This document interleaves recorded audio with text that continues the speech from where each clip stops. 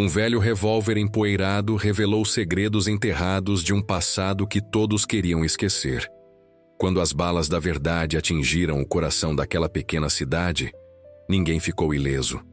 Uma história onde justiça e vingança cavalgam, lado a lado nas planícies do oeste selvagem, Brasil profundo. Prepare-se para uma jornada que vai marcar sua alma como ferro em brasa.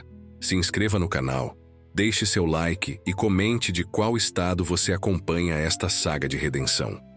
Ao romper da aurora, quando o vento sussurrava promessas esquecidas nas dunas e a poeira dançava como fantasmas dourados sob os primeiros raios de sol, a vila de Serras Secas despertava. Não era um despertar vibrante, mas um lento arrastar de pés e abrir de portas rangentes contra o calor que prometia ser implacável. O sol nas planícies do Brasil profundo não pedia licença. Ele se impunha, batendo como um golpe de martelo invisível na terra ressequida e no chapéu de abas largas de João, o ferreiro. João era o cerne silencioso da vila. Suas mãos, grossas e calejadas pela lida diária com o ferro incandescente, possuíam uma destreza que parecia desproporcional à sua aparência robusta. Ele podia moldar uma ferradura perfeita com a mesma facilidade com que consertava o arado de um fazendeiro, ou forjava a peça mais delicada para um maquinário. Mas a forja não temperava apenas metal, ela também parecia manter sob controle o fogo em seu próprio peito, o rescaldo de um passado que ele mantinha, trancado a 7 chaves, enterrado sob camadas de poeira e trabalho duro.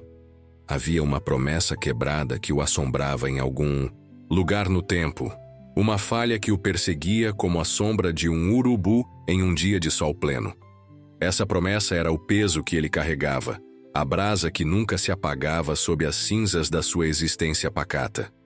A vida em Serras Secas seguia o ritmo, lento e implacável da natureza. O riacho, um filete de vida no vale, ditava o quão generosa a terra seria.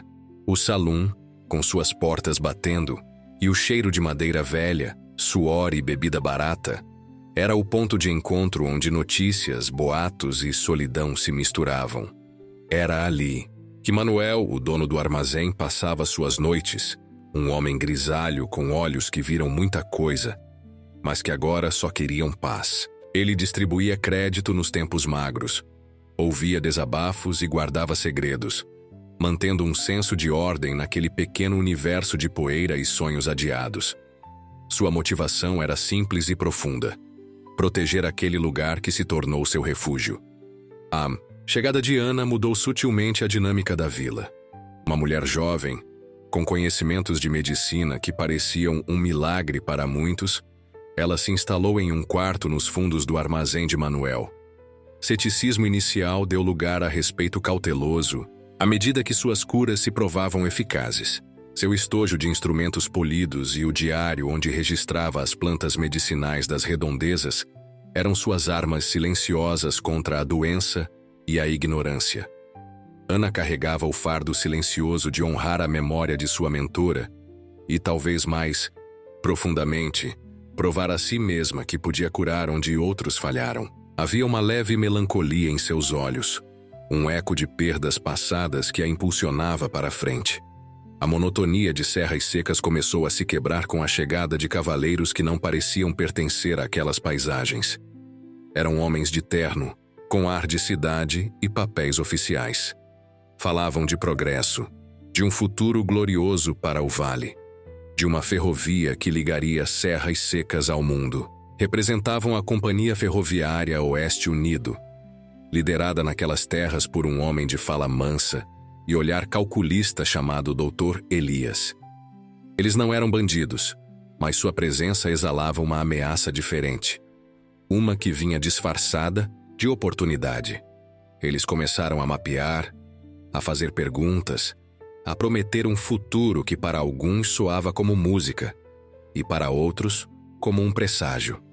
O vento, que antes apenas sussurrava, agora trazia consigo o eco de máquinas distantes e a ansiedade do desconhecido. O farfalhar dos papéis da companhia era um som estranho e discordante no silêncio habitual do vale. João sentia o metal frio da desconfiança a apertar em seu peito. Observava os homens de terno da porta de sua oficina, notando como seus olhos não viam a beleza severa da terra ou o suor honesto dos fazendeiros, mas apenas números e rotas. Aqueles papéis assinados com tinta escura e elegante pareciam carregar o cheiro de traições antigas. A Companhia Ferroviária Oeste Unido não oferecia parceria, oferecia submissão disfarçada de prosperidade. Os olhos de João, acostumados a enxergar a verdade do metal sob o calor da forja, viam a falsidade polida nas palavras e nos sorrisos dos recém-chegados. Ele sentia que aqueles homens eram como abutres sobrevoando uma carcaça, prontos para se apossar do que consideravam deles por direito. A presença deles era um arranhão na alma da vila, um prenúncio de dor. Uma tarde, o céu, que estivera implacavelmente azul, começou a escurecer em tons de chumbo. Um vento forte levantou a poeira em redemoinhos furiosos, e em minutos, uma tempestade desabou sobre serras secas com a fúria de um animal acuado. Relâmpagos rasgavam o céu, e a chuva caía como balas d'água. Ana, voltando de atender uma família afastada cuja criança estava febril, foi pega de surpresa no caminho. Sua carroça atolou na lama, e a única opção era buscar abrigo. Ela avistou a luz fraca da forja de João, um farol na escuridão turbulenta. Ele a abrigou em sua oficina. O cheiro de ferro quente, carvão e óleo se misturava ao cheiro úmido da chuva e da terra revolvida. Sentados perto da forja, que ainda irradiava um calor reconfortante, compartilharam chá forte e o silêncio que só existe entre pessoas que se sentem à vontade na presença uma da outra.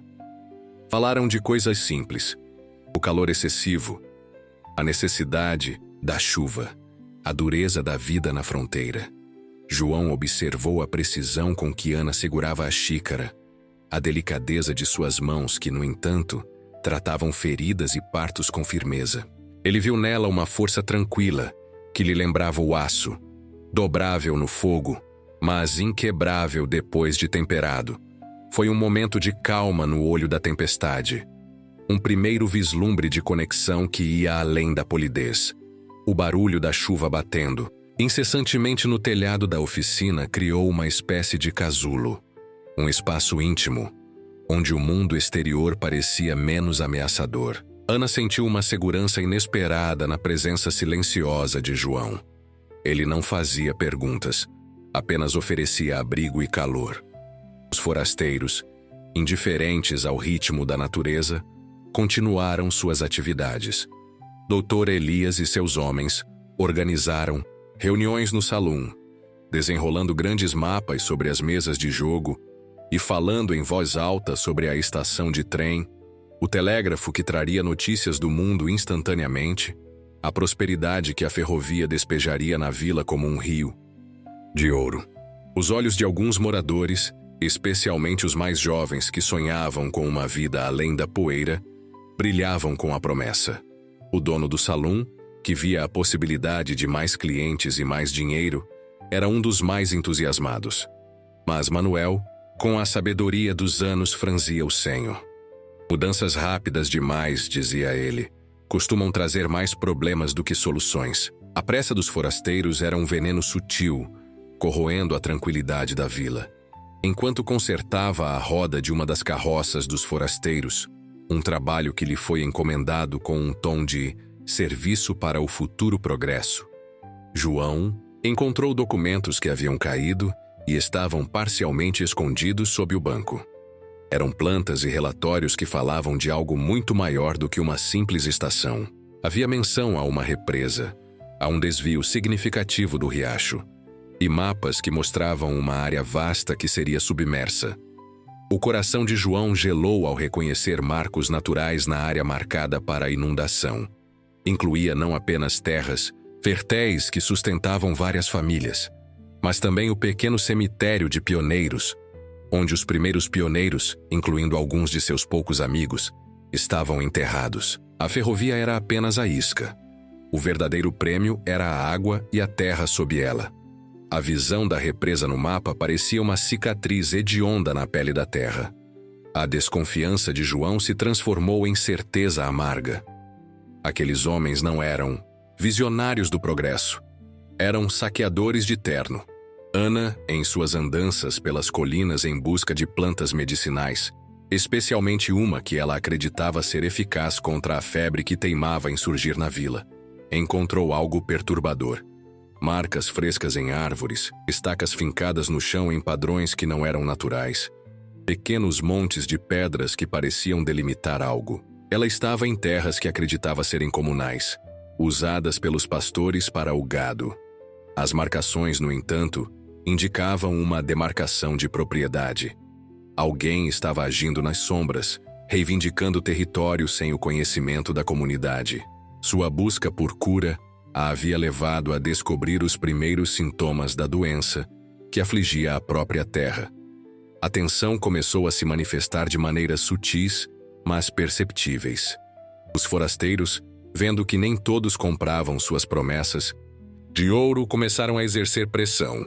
Fazendeiros mais distantes, cujas terras estavam diretamente na rota dos planos de inundação e desvio do riacho, relataram visitas ameaçadoras, propostas de compra irrisórias disfarçadas de oferta generosa. O medo começou a circular como o vento frio de um inverno inesperado. João ouvia as histórias, via o nervosismo nos rostos conhecidos e a brasa em seu peito ameaçava se acender novamente. Ele reconhecia aquele padrão. Era a mesma tática que vira em outras fronteiras, a mesma mão pesada da civilização, esmagando a vida simples. Uma reviravolta tocou diretamente o coração da vila. Manuel, o dono do armazém, sofreu um acidente grave. Sua carroça, pesada com suprimentos, perdeu uma roda em uma descida íngreme, capotando e o deixando gravemente ferido. Foi Ana quem o atendeu, demonstrando uma calma e habilidade impressionantes sob pressão.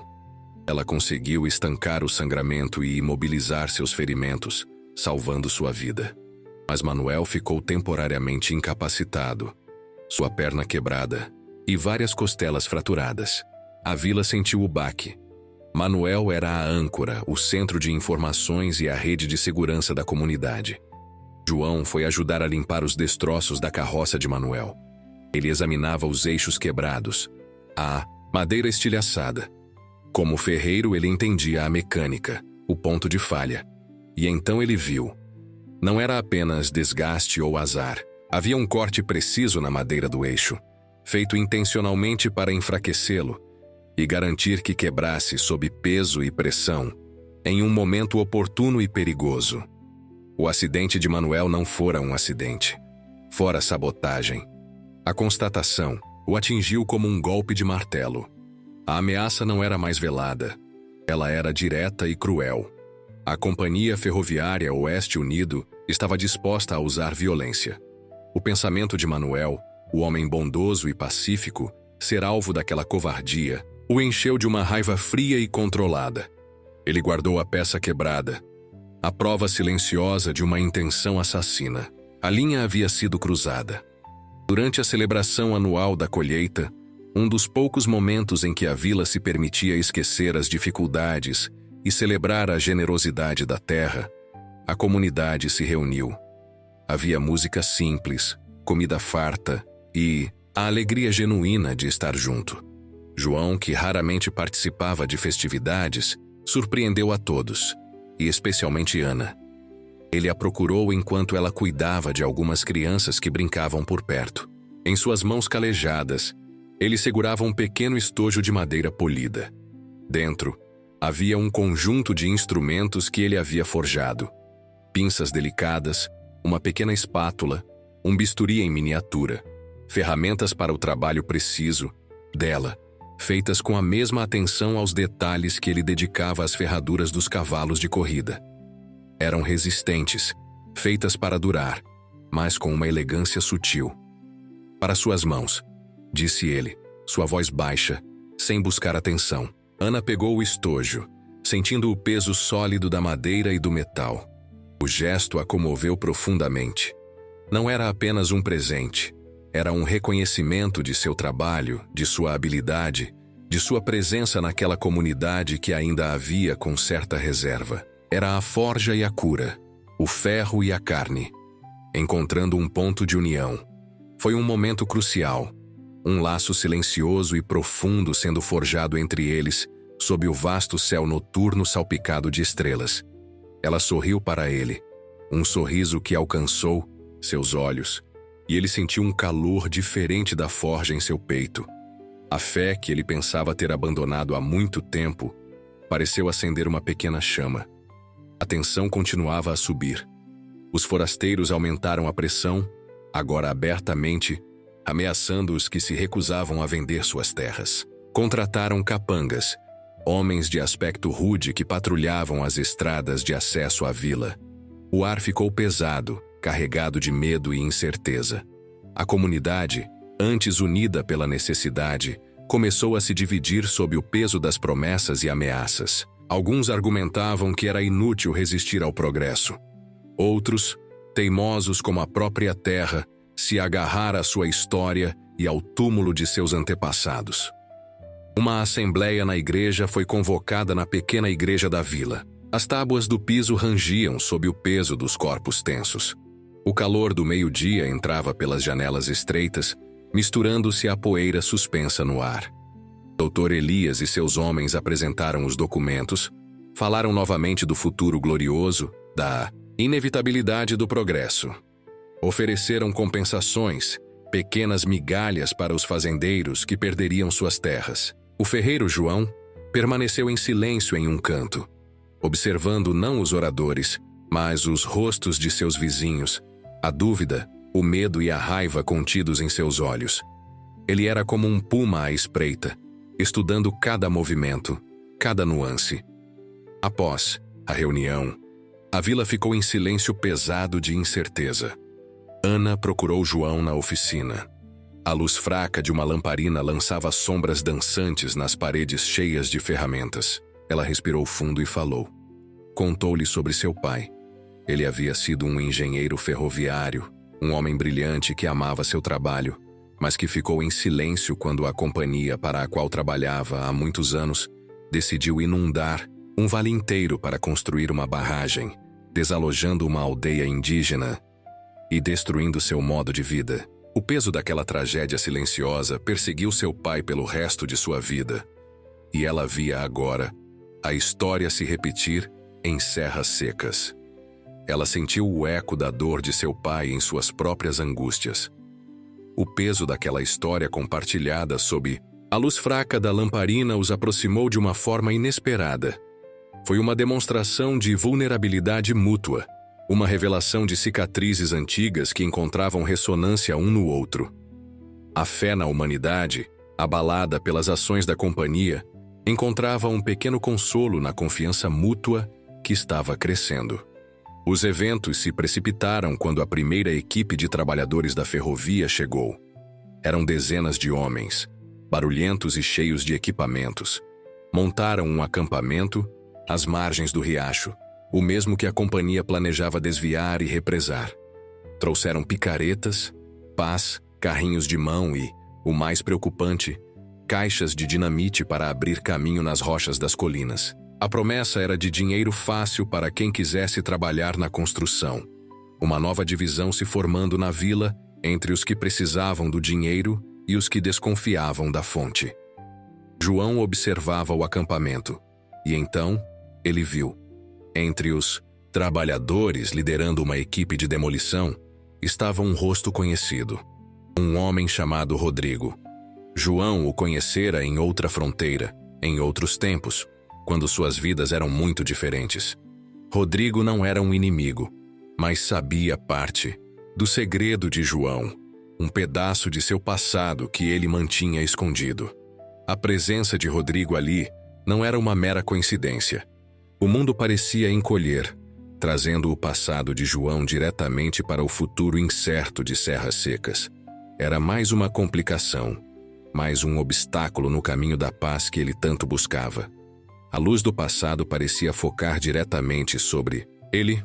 Uma noite, o vento que vinha forte das colinas trouxe consigo o cheiro de pólvora no ar.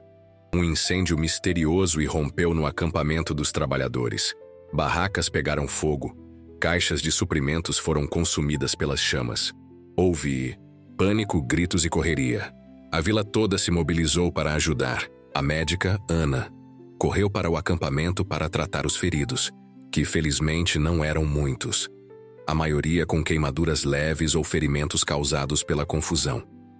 João e outros homens da vila ajudaram a controlar as chamas, trabalhando exaustivamente para impedir que o fogo se espalhasse para o bosque próximo, o que teria sido catastrófico. O cheiro de madeira queimada e tecidos chamuscados pairava no ar. Ninguém disse abertamente, mas muitos suspeitaram que o incêndio fora obra de sabotadores locais, talvez fazendeiros desesperados. No meio do caos do incêndio, enquanto ajudava a remover suprimentos das barracas em chamas, Ana encontrou algo que escapou à atenção dos demais. Documentos, parcialmente queimados, amassados e sujos de fuligem. Eram plantas mais detalhadas do projeto da represa e do desvio do riacho. Mas havia algo mais.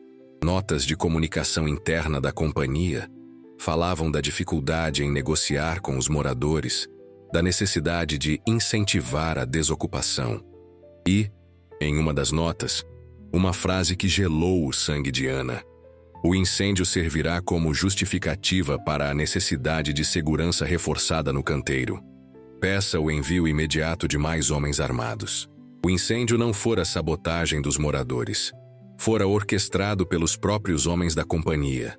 Um ato de autossabotagem para criar um pretexto para trazer homens armados e aumentar a pressão sobre a vila. A realização foi um soco no estômago.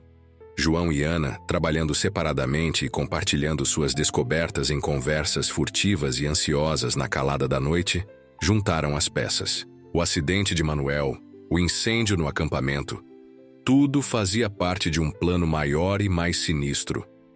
A Companhia Ferroviária Oeste Unido não esperaria por negociações.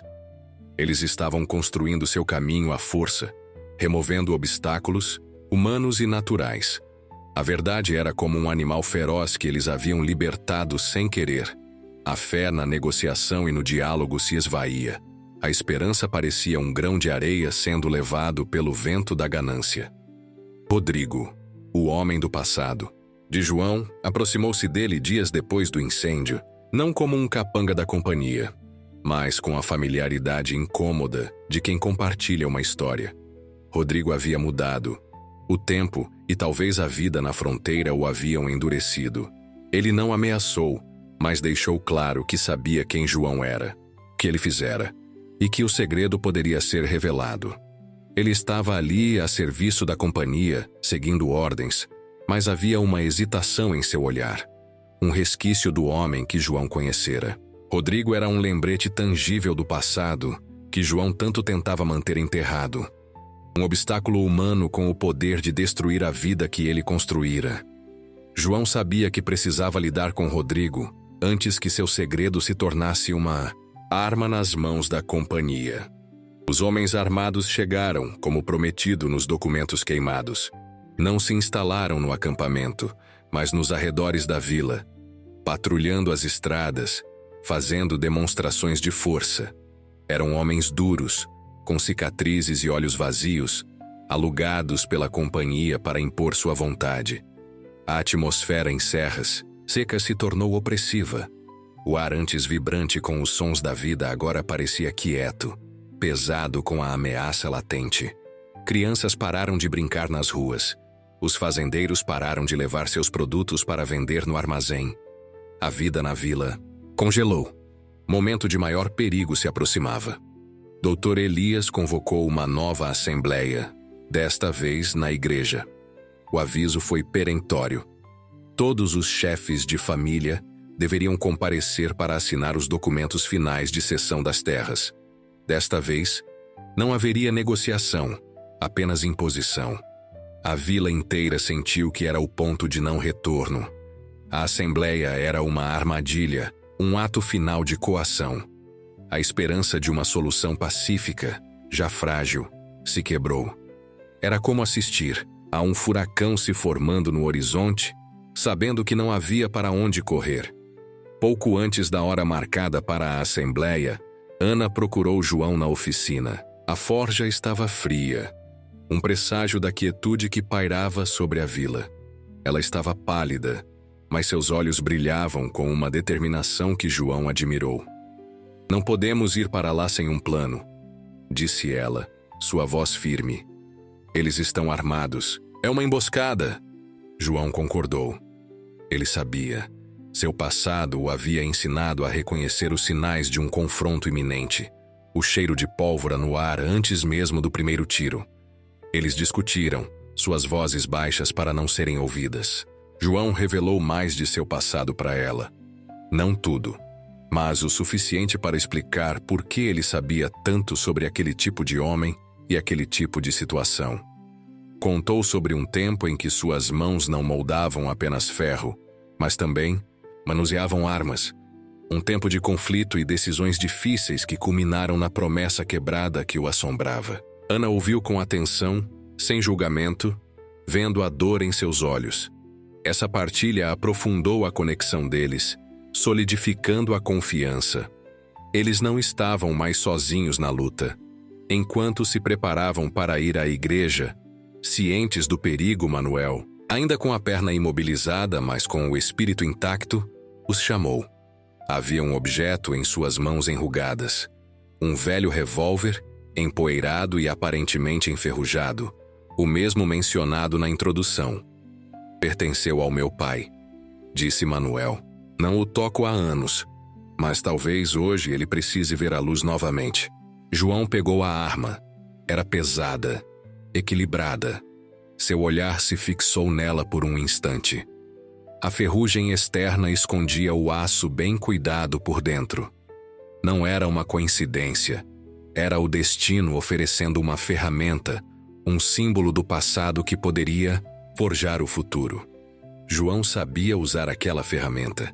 Ele a limpou rapidamente e verificou o tambor. Estava carregada.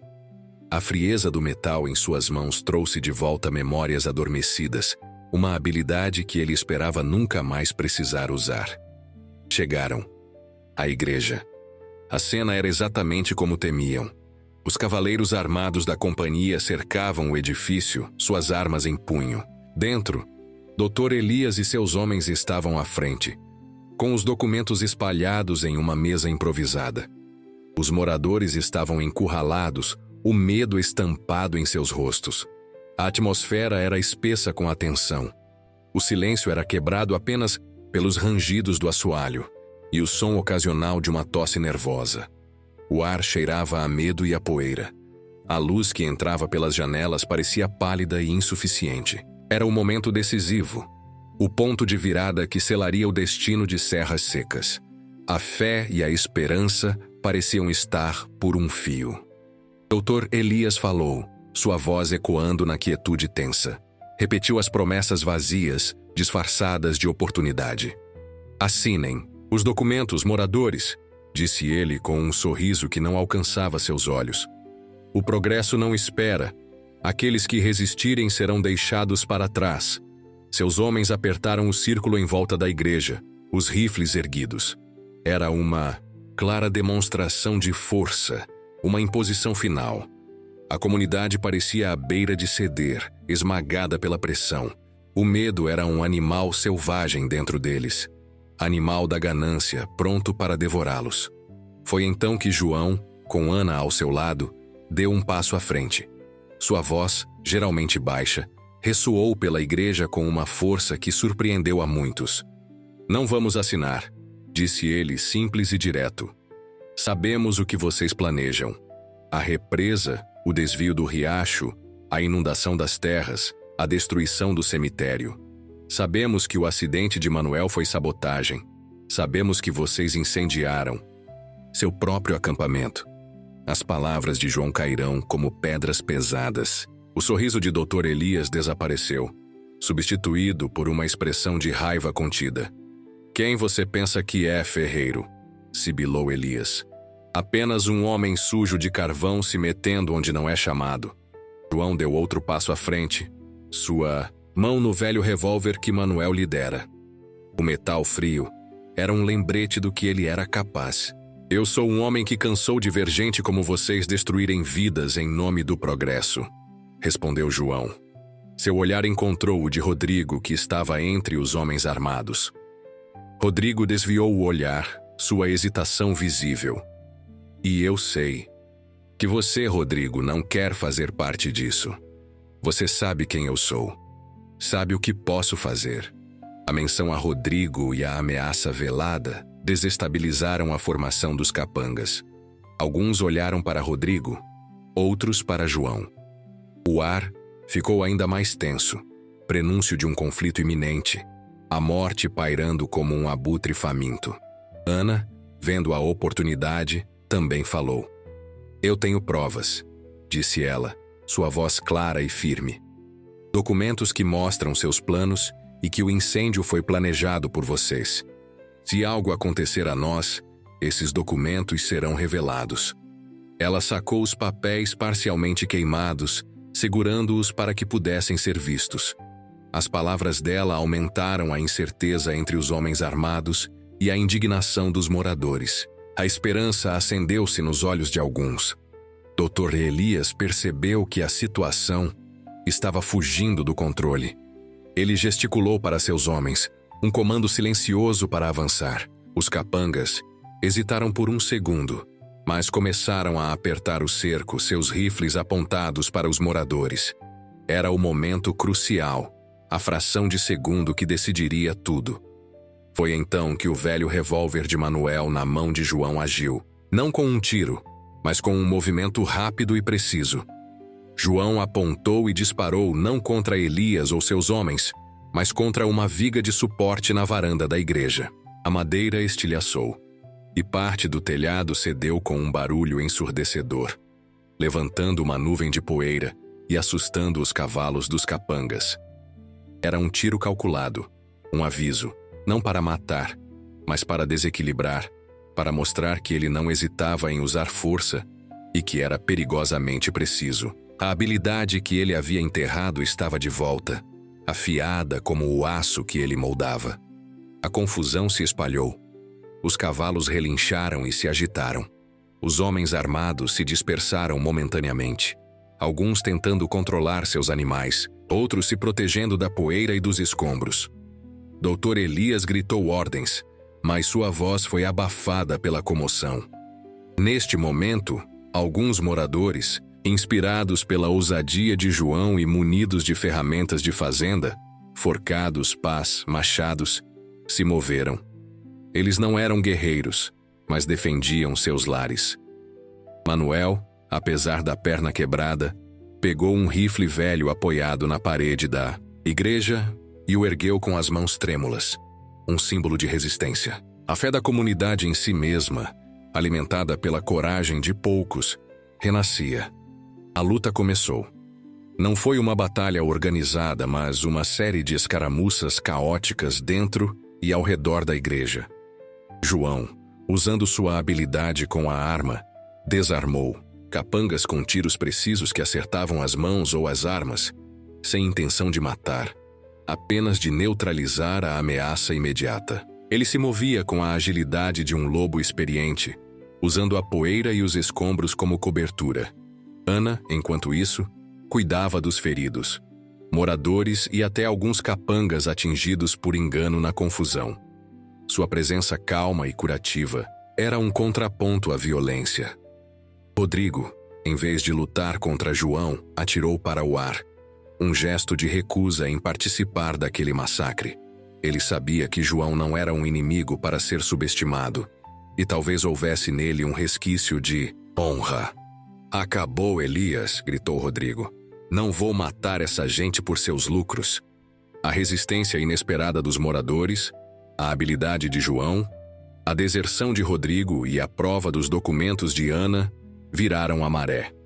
Dr. Elias e seus homens, que esperavam uma rendição fácil, se viram em menor número e desorganizados. A perspectiva de um banho de sangue em uma igreja, com testemunhas e provas incriminatórias, não era algo que a companhia desejasse. Em um ato final de desespero, Dr. Elias tentou agarrar Ana, talvez para usá-la como refém ou destruir os documentos. Mas João foi mais rápido. Interceptou Elias e os dois se enfrentaram. Não foi uma luta de pistoleiros, mas um confronto bruto, sujo. A força bruta de Elias contra a destreza e a raiva contida de João. A poeira subia com seus movimentos. João, com um golpe certeiro usando o cabo do revólver, derrubou Elias, que caiu desacordado. Com seu líder derrotado e Rodrigo se recusando a lutar, os capangas restantes recuaram. Alguns fugiram a cavalo, outros simplesmente largaram as armas. A Companhia Ferroviária Oeste Unido foi expulsa de Serras Secas, sua tentativa de imposição frustrada pela fé de uma comunidade em se defender e pela coragem de alguns indivíduos. O silêncio que se seguiu foi diferente do de antes. Não era um silêncio de medo, mas de exaustão e alívio. A poeira baixava lentamente. Os moradores se olhavam, alguns feridos, mas todos vivos, a esperança renascendo nos olhos. Manuel, apoiado em seu rifle velho, olhou para João e Ana. "Vocês salvaram a vila", disse ele, sua voz rouca. João apenas assentiu, o revólver ainda em sua mão, o peso do passado e do presente se misturando. O segredo de João, que ele não era apenas um ferreiro, mas um homem com um passado violento e habilidades perigosas, não foi totalmente revelado em palavras, mas foi visto em suas ações. E a comunidade que antes o via apenas como o ferreiro silencioso, agora o via como seu protetor. Sua vulnerabilidade estava exposta, a de um homem que tentou enterrar sua natureza, mas que a abraçou quando necessário para proteger aqueles que amava. O custo foi a perda de seu anonimato, a quietude de sua nova vida. Mas a vitória foi a sobrevivência da vila e a aceitação tácita de quem ele realmente era. Nos dias que se seguiram, a vila começou a se curar. Ana cuidava dos feridos, restaurando a saúde e a esperança com suas mãos hábeis.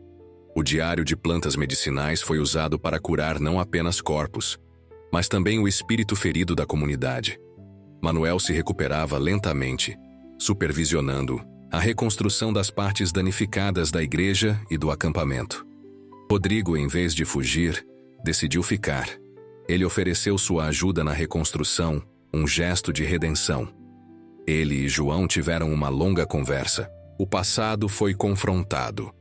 Velhas contas foram acertadas não com balas, mas com palavras e um entendimento mútuo das duras escolhas que a fronteira impunha. Rodrigo se tornou um membro aceito da comunidade, sua história se entrelaçando com a deles. O romance entre João e Ana, forjado sob a pressão e o perigo, floresceu na calma que se seguiu. Os 5 momentos cruciais: o abrigo na tempestade, o presente forjado à mão, a confissão sobre o pai, a colaboração na crise, o ato de coragem mútua, construíram um alicerce sólido. Eles compartilhavam não apenas o futuro de Serras Secas, mas também a compreensão das sombras que cada um carregava. Em uma noite clara, sentados sob o céu estrelado, Ana colocou a mão sobre a de João, sentindo a aspereza das calosidades. "Seu passado não o define, João", disse ela suavemente. "São suas ações que definem quem você é." E ele, olhando para ela, viu a luz nos olhos dela e soube que encontrara seu lar não em um lugar, mas em uma pessoa. A fé e a esperança. Não eram apenas palavras, eram a mão que ele segurava. Serras Secas se reconstruiu, mais forte e unida pela adversidade. A Companhia Ferroviária Oeste Unido não voltou. A notícia do que aconteceu se espalhou, e outras comunidades na rota planejada ficaram em alerta. A ameaça do progresso implacável diminuiu, pelo menos por enquanto. A vida voltou ao seu ritmo, mas com uma nova camada de resiliência. O riacho continuou a correr livre, a regar as terras que sustentavam a vida. O cemitério permaneceu intocado, um testemunho da história e da memória que a comunidade se recusou a afogar. João continuou sendo o ferreiro, mas agora ele era também o homem que os defendeu. o guardião silencioso. Ele ainda carregava o peso de sua promessa quebrada. Mas a brasa não era mais apenas arrependimento. Era também a memória de um sacrifício que valeu a pena. Ana continuou sendo a médica, curando com suas mãos e seu conhecimento, uma fonte de luz e esperança. O velho revólver de Manuel foi limpo, guardado, não como um troféu de violência, mas como um lembrete do que foi necessário para preservar a paz, um objeto que conectava o passado, o presente e o futuro. Era uma relíquia de um tempo que se recusava a morrer completamente. A poeira ainda se levantava nas planícies, o sol ainda batia impiedoso, o vento ainda sussurrava. Mas agora, em serras secas, o sussurro parecia falar não de promessas esquecidas, mas de uma esperança duramente conquistada, de uma fé inabalável na capacidade humana de lutar pelo que é certo. A terra e o homem haviam travado uma batalha, e por enquanto haviam vencido. O animal selvagem dentro deles, animal da ganância, a coragem, a determinação, o instinto de proteção, havia se levantado para enfrentar o animal selvagem dentro deles, animal da ganância. E você, em que momento deixará a esperança florescer em seu deserto?